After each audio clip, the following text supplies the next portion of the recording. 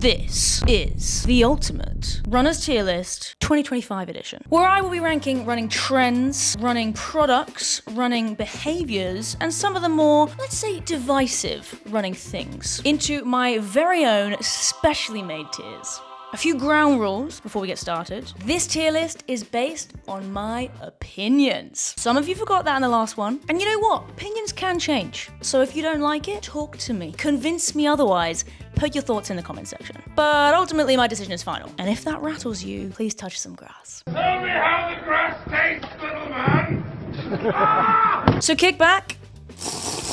Take off your toe socks and relax. This is gonna be entertaining. Runners of the world. It's gonna be fun. Put it in the washing machine. Some could say controversial. Imagine the worst thing for a sport that you love so dearly. This is that thing. And, well, some of you might not like it. Off. And yes, before you ask, it is a requirement that I have a new hairstyle every time I film one of these videos. It's essential. Let's do it. And before we get cracking, a huge thank you to Skin and Me for sponsoring today's video. More on them later on. So we've got 6 tiers. Coming in hot at the top, we've got Love the Grind. Do I need to say any more? It's the top tier, the creme de la creme, A-star. We can't get any better from here. Coming down from there, we've got PB material. Everyone loves a PB. It's just not quite as good as Love the Grind. Then we've got Would Recommend. We're thinking above average. It's good, it's not offensive. Then we've got Meh.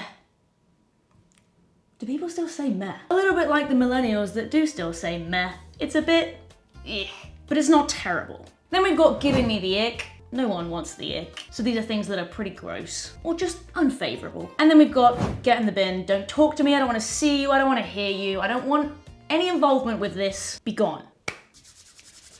Let's do it. Daniel, what's first? All right, we're gonna start with the most controversial one of last video. See if your opinion's changed. Hyrox. I can't actually remember what I said last time. Feel like people are doing it because they're not good enough at running or good enough at lifting weights. I know it wasn't good. It's not for me, okay? So it's therefore not going in Love the Grind or PB material. I don't want to throw balls and do lunges and what else do they do? Ski erg, jumping things? I don't know. The running part I could get behind. If they did a Hyrox relay, talk to me. They do a Hyrox relay. What, where I could just run and other people... No, you have to do 2 of the exercises. No, yeah, I want to split it up. However, I do understand that people enjoy it and there is a love for it. So I'm gonna start off nice and put it in meh. I think that's quite nice. What's next? Toe shoes. Toe shoes, as in like Vibram 5 fingers. Yep. Barefoot shoes. Mm-hmm. They really creep me out. I can't remember what I said last time for this one either. Is your name Kevin? Are you 52? And are you having a midlife crisis? But it's giving midlife crisis. I don't know if this is more harsh than last time, but I personally, my opinion, I must stress, they're going in the bin. On the same vein, toe socks. Haven't tried them since I said I don't like them, I think, last time, but some trusted friends of mine rave about them. Molly Seidel and Rory Liggletter. Okay, let's go. Therefore, they have to be bumped up a little bit. I may not have tried them, but I'm gonna say I would recommend giving them a go, solely because I trust my friends. They can't be wrong. And if they are, I'll eat some toe socks, I guess. One thing I can immediately say is ranking right at the top of making my life easier right now is Skin and Me. And that's who's partnered with us to bring this video to you. So I would love to tell you why I love them. Turns out when you stop running, get quite stressed, you're not sleeping properly, and you also start eating like a teenager again, your face gets the memo. My routine kind of fell apart a few weeks ago. Almost zero exercise, less sunlight, more cortisol, more scrolling, fewer vegetables, and just a general lack of self-care. And my skin was like, absolutely not. Here's a breakout party for you. So I went back to the one thing that has always sorted me out, which is my daily doser from Skin and Me. And the simplest skincare routine you could possibly ask for, which yes, I have been neglecting. But this right here is designed just for me by their dermatology team. And it's based on all the information I gave them in my consultation. That means it's working for my skin, not anyone else's. And it's super simple to use because you just apply one click after washing your face before moisturizing it in the evening before you go to bed. And it just works. I've been using mine for almost 3 years now, and every time I lose consistency with it, you notice. And then when I get back on top of it, you can also see the difference. So within a couple of weeks of getting back on my daily doser, I had breakouts cleared up, texture smoothed, and I felt like myself again. And as a runner, normally, I'm outdoors constantly. So keeping my skin barrier happy and looking after it is something I should be prioritizing. And if you need to give your skin some loving as well, take a look at Skin and Me and use my code, which is Phily, N-O-V, as one word, to get your first daily doser of £4.99 instead of £24.99 ongoing. And there's a link you can click right at the top of the description.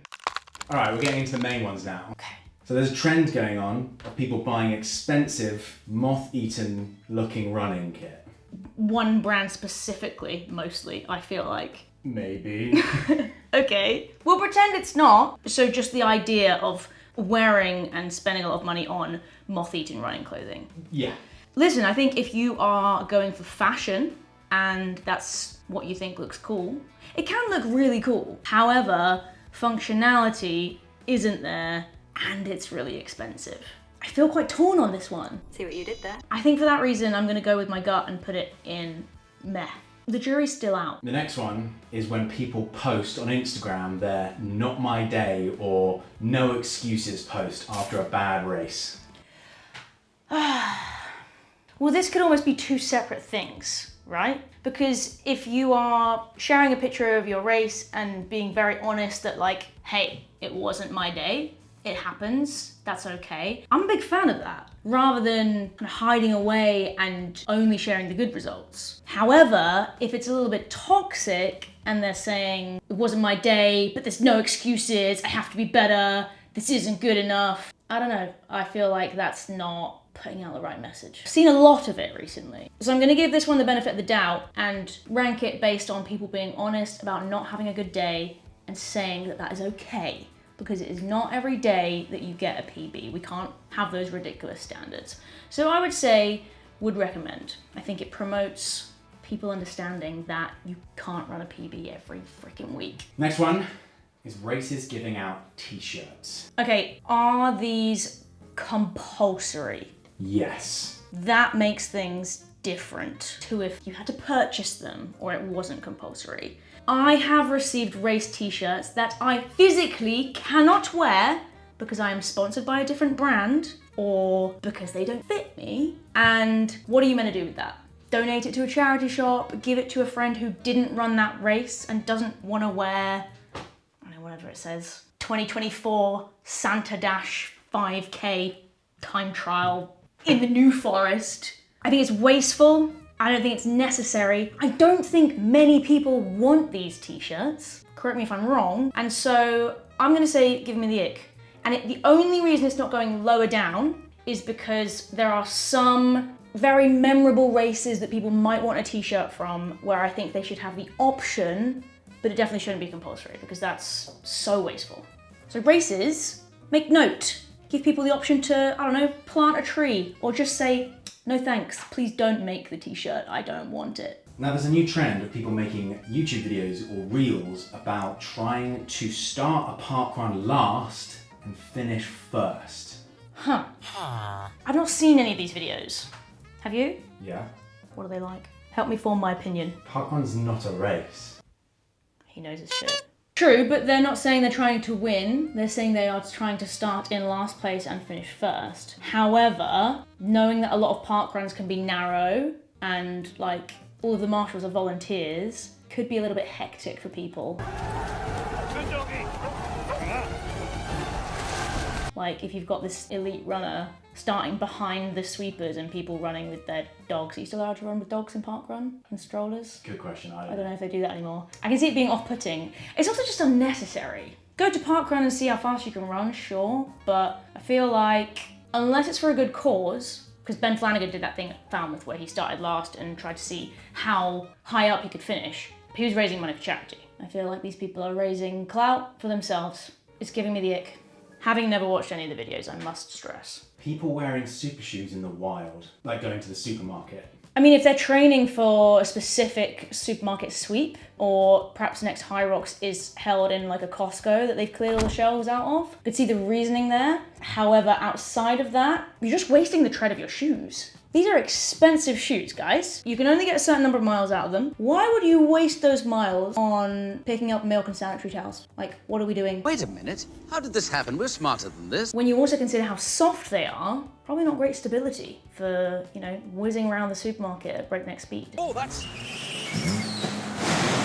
So I would advise against this. So, yeah, I think from an injury prevention standpoint, from a bank balance standpoint, and from a looking like a normal member of society standpoint, unless you forgot your spare shoes and you did your session, you just had to go and get some bread and milk. If you're doing this intentionally, just get a different pair of shoes for your groceries, because it's giving me the ick. Right, I know where this one's gonna go. Our amazing patrons. Ugh, I mean, do we even need to discuss this? If you didn't know, we have an amazing community over on Patreon where we have different tiers, not quite in the same way as this, where people can effectively support us, support what we do, and also get a little bit back. We provide some additional content on there, some extra videos, some training updates. And where I've been injured recently, I've been giving more regular updates to keep my patrons up to speed, because ultimately they're the people that support me the most, and they're just really good eggs. So I'm gonna put this in Love the Grind, and if that sounds interesting to you, you can check it out in the description. The new robot-made spray-on shoes, the On Light Sprays.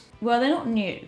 They came out a while ago. So correction, we are at the end of 2025 and these shoes came out, I think, in spring 2024, but new innovative technology that no one else is doing. I'll be honest and say that personally, I'm a die-hard laces fan because I'm a fussy person and I like to tie and retie my shoelaces lots of times to make sure that they're the right tightness, which you obviously can't do with the light spray, but I have got a lot of time for these shoes. And that's basically because On are changing the game with the light spray. They make the upper in one step with a literal robot arm. And I can't remember the percentage, but it's like, I think 70-something% less carbon emissions compared to making a regular super shoe for making the light spray, which is really cool. So that's going in PB material. And yes, I'm sponsored by On, but this video isn't, and they did not pay me to say that. But more generally, what about shoes without laces? I mean, I've literally just said I'm a die-hard laces fan.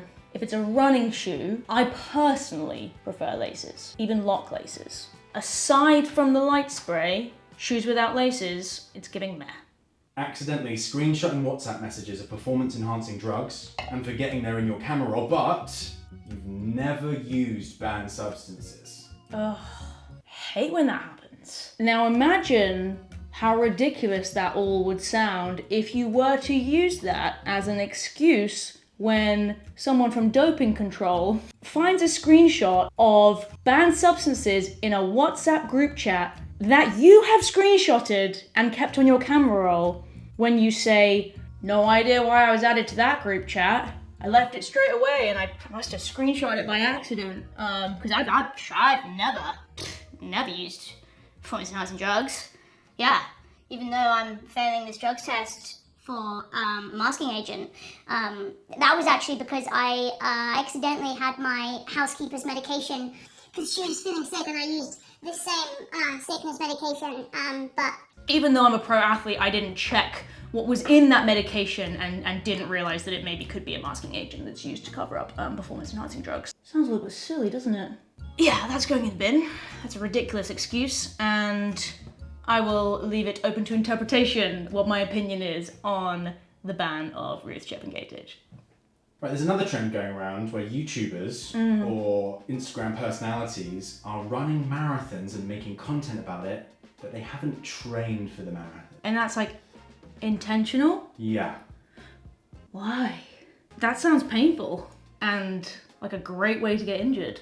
Okay, well, we can either give them the benefit of the doubt or say, in the interests of their safety and everyone else's, my personal opinion would be that if you're gonna race a marathon, you should probably train for it so that you don't, I don't know, hurt yourself. So that is going in the bin. For me? Next one. Backyard Ultras, which were created by the same guy who created the Barkley Marathons. What's a backyard ultra? Should I know what this is? A Backyard Ultra is a last person standing ultra marathon where competitors run a 4.16 mile loop every hour on the hour until only one runner remains. Why is it 4.16 miles? It's not even a round number in kilometers. Weird. Do you want to know what the record is? Go on. 495.8 miles. How many hours is that? 119 laps, so 119 hours. That's like 5 days. Why? Well, I haven't watched a documentary on a backyard ultra yet. And I watched one documentary on the Barclays marathons and I really fell in love with it, although I will never even contemplate doing that. So I'm basing this exclusively off of that description and forming an opinion off it. And I'm gonna say, it personally is giving me the ick. I don't wanna do one of these, and I'm currently struggling to understand why anyone would. Don't come for me. Next one, people wearing multiple sports watches on different hands. Different hands. Different wrists. So like 2 or more than 2? Well, sometimes people do 2, some people have 4. Really? You're joking. I've clearly been living under a rock because I didn't know about half of these things.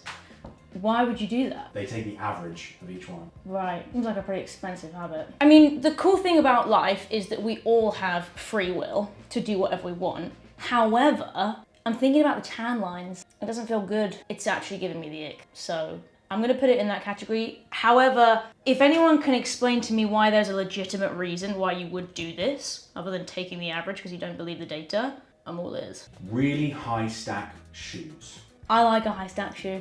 I'm a big cushion gal. I would always pick a high stack shoe over a minimalist shoe. However, I do feel like it's getting kind of ridiculous and I'm maybe more on like the 80% ways there of being really, really high stack. So I'm gonna put it in would recommend. Odd distance races. So the 7K, the 5 miles, the... Falmouth is 7.1 miles. Exactly. I think, 7 miles? Something like that. I feel like my answer on this could change every day that you ask me it. Where I'm at right now, with my coaching hat on, I think these are actually really helpful. Not because you can be like, yeah, guys, I got a new 7K PR today, because they've never run a 7K race before because they don't exist. But for people who can get caught up in their times and PB hunting and also like being very rigid to their 5K race pace or their 10K race pace or whatever, feel like an odd distance race can make you switch on your racing brain, forget about all of that and just race the race in front of you and race the distance and strip away all of that pressure to get a PB. Yes, a 7-mile race at Falmouth is kind of like a 10K with a bonus, lovely extra little bit on the end, but I like it. I'm gonna put it in PB material. I think the caveat is you don't do them all that often, you know? It's a complimentary thing. David Goggins. Oh, I feel like this was put here to make people come at me in the comments because of what I'm about to say. I understand that he has been through a lot, done some very inspirational things, and is inspiring and hugely motivating for some people. However, you cannot have the all or nothing mentality of going until you hurt, going until you can't anymore, not taking any rest, just going hell for leather throughout your whole life without giving yourself rest and recovery and listening to your body. They don't go together, and I feel like he completely ignores all of that stuff, which is, in my opinion, really important. Or maybe he does do all of that and believe in it, but he doesn't say that. For me, what he stands for can be a little bit much sometimes and lacking nuance. But if that's what gets you going, who am I to say what you should or shouldn't listen to? You don't know me, son! This is just my opinion, remember? So for me personally, meh, that's what I'm saying. Please don't attack me. Running fasted. This one is going straight in the bin because as a woman, it is not recommended. It is not something that is beneficial to us. It is actually the opposite of beneficial because it can really mess with your hormones, and the way that our energy systems are structured are different to men. And so in the books where it tells you to do this, it doesn't apply to us. And there's also research coming out to show that it's not all that beneficial for men all of the time either. So if you are considering or currently running fasted, look into the nuance of that because, yeah, I just think we should be careful. Can we have some easy ones now, please? The London Marathon. Okay, that's an easy one. It's going in the bin. Okay, I'm joking! Calm down, remove your fingers from your keyboard. The London Marathon is obviously going in Love the Grind. How can you not love the London Marathon? The crowds of London show up to give love and life for absolute strangers that are running 26.2 miles, sometimes for no reason, but sometimes for a very good reason. And the money that it raises for charities is incredible. Forget about what the elites are doing. If anyone's trying to break a record, that's so boring in comparison to what London is about for the masses. And I think for me, that's what draws me back to London. I cannot wait to do this race when I am like 55 and slow with a fridge on my back. Don't quote me on that, but in some kind of costume. This one's gonna annoy you. Shorts over leggings. Practically speaking, sure, your legs are cold, you would rather wear shorts. This is normally a male fashion choice or clothing choice. One does wonder what the purpose of the shorts are sometimes. If you're wearing tights, your legs are already covered. If the tights aren't warm enough, perhaps you add an extra layer that covers all of your legs as well. Fine, I don't get it from that perspective, but it also, don't know why, it just looks wrong. I don't want to say disturbing because that's too harsh. Hey, I don't have to look at it, do I? Completely up to you what you wear and what you do with your body. And for that reason, I'm bringing myself up from, you know, where I was gonna put it, being very opinionated. And I'm just gonna say it's a bit meh. I feel like I really went on a journey of self-discovery there. Strava mules. People who run your races or your sessions for you so you look better on Strava. Okay, I'm gonna look straight down the lens for this one because I have an important message for you. Runners of the world, this behavior has to stop. What are we doing? Who are you lying to? Yourself? Your 23 followers? Half of whom are people that you don't actually know? It's giving desperation. It's giving should be paying for therapy instead of Strava. And it doesn't matter how much you offer me. I will not be your Strava mule. Please stop emailing me. And my rates start at £500, okay? No, this is ridiculous. Come on. This is going in the bin. Running in kilometers. Well, why would you do that? Everyone knows that miles are the superior measurement. Don't give me... Oh, but a kilometre is 1,000 metres, Phily. It makes so much more sense. Why does the UK use part imperial and part metric? I don't know. I was born in 1995. Damn! When were those systems made? A long time before I was born. So, yeah. And for that very logical reason and very strong argument, I will be keeping kilometers in giving me the ick, and I will only use them if I'm running on a track or just decide to switch from miles to kilometers one day and completely forget that I ever said any of this, okay? Ben is Running's new merch drop. Yeah, I was thinking this might come up. Pretty controversial, yeah. I think the timing of him bringing out the merch, you know, with just the controversy of Ben is Running in general was probably intentional. He did send us some merch, which was very nice. I've got to be really honest here, guys. T-shirts are really good quality, okay? But the designs are also fire.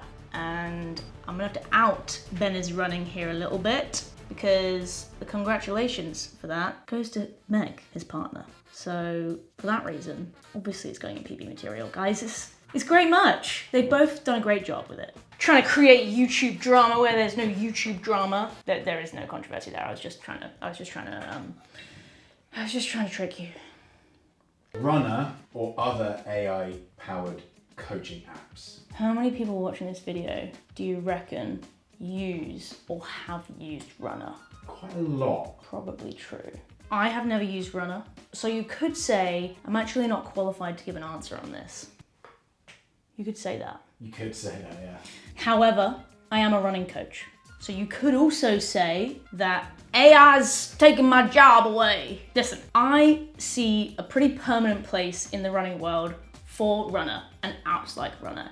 If you're taking up running and you've tried Couch to 5K, which is pretty much the only thing that you can get off the internet that's been well marketed and free for people to try, or going down and joining your local running club, which can be really intimidating for people who have just taken up running and think maybe I'm too slow for this, or I'm not welcome in this club. This is a really inclusive route in, and it also provides structure and accountability and a bit of direction for people taking up running who maybe just wouldn't have that information and maybe would quit without it. I think it's really good for that. I do think that maybe people can outgrow it from a point, from what I've heard. From what I've heard, guys, okay? I don't shoot the messenger. So I'm gonna put it in would recommend. I think it is a force for good, and it is generally a very positive thing. Swimming is cross-training.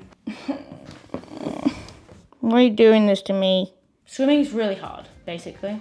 And being given swimming as your only form of cross-training is tough. Is that because you're not good at it? Are you saying I'm not good at swimming? Yeah. How dare you? Yes, it's because I'm not very good at it. I would love to be good enough at swimming that I was like, hey, I swim every week as cross-training when I'm not running. I'm gonna be optimistic and positive towards myself and put it in would recommend, because I'm in my swimming arc right now and I am trying to be a better swimmer. There will be a video on that at some point, so come back and laugh at me if you want to, because I really suck. Injured runners taking up triathlon. Becoming a triathlete, like because you're injured and you just decide running is not for you anymore, even though you have to run as one of the 3 disciplines, triathlon. Well, this is a picture of Beth Potter.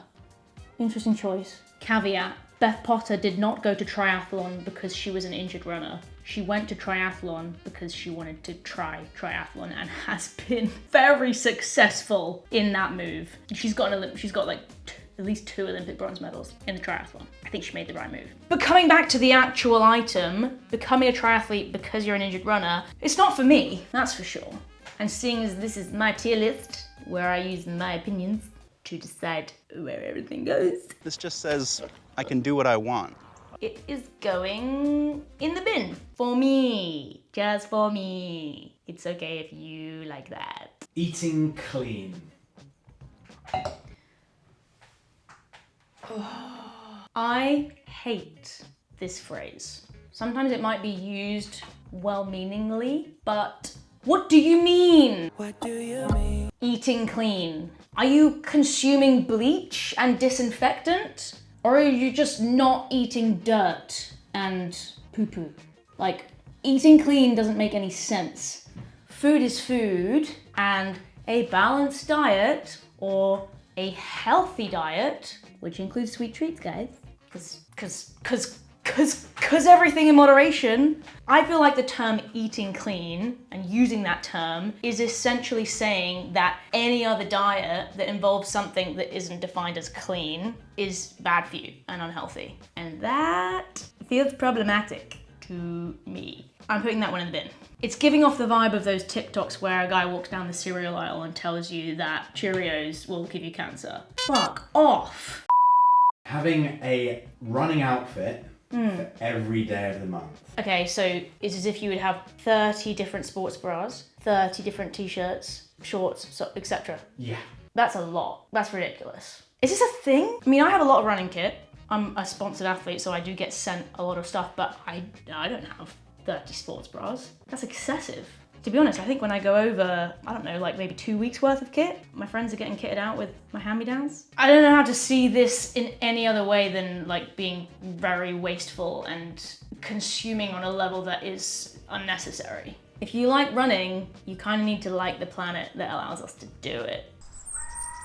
So I'm gonna put that in the bin, and I'm gonna cap you at, I'm gonna say maximum 16 sports bras, because I had a clear out recently and I think that's how many I have. And if I'm training twice a day, like 4 or 5 days a week, it's probably about the right amount. 16 maximum. Wearing the same running outfit multiple times without washing it. Really? We're really asking this question. This really isn't obvious. We're putting this one in the bin. If there was another tier called put it in the washing machine after you've used it with laundry detergent, and also please have a shower and wear deodorant, because if you're running on the treadmill and you haven't washed your clothes and you've not worn deodorant, the person next to you is not having a good time. Run clubs that claim to be inclusive to all paces, but aren't. Yeah, so this isn't something that impacts me. I'll be completely honest. The privilege of my pace, it's not a problem. I'm fast as fuck, boy. I also don't really attend run clubs, but I'm aware that this happens, and it happens a lot. And it's on the run clubs to consider that what they think is the slowest possible pace that someone might be running at their run club might actually not be slow enough for everyone to be able to come and have fun. And doesn't matter how slow you run, you're still a runner. So I think this should not happen. It's going in the bin, and I think what's cool is that you have seen some run clubs coming through that are kind of providing a space for these people. I think like Jenny has done a great job with the Runners to Stunners club, and we need more of that energy, basically, guys. Everyone should be allowed to do these things. Guys, before we get to the most controversial one of the whole tier list, we need to remind them of something, don't we? Don't forget, when this video finishes, go and check out Skin and Me, because they're the ones who made this video possible. So go ahead and click that link at the top of the description and get yourself £20 off your first daily doser. The deets are all down there. All right, everyone, get your tea. The most controversial one of this whole list, the enhanced games. Let me just warm up.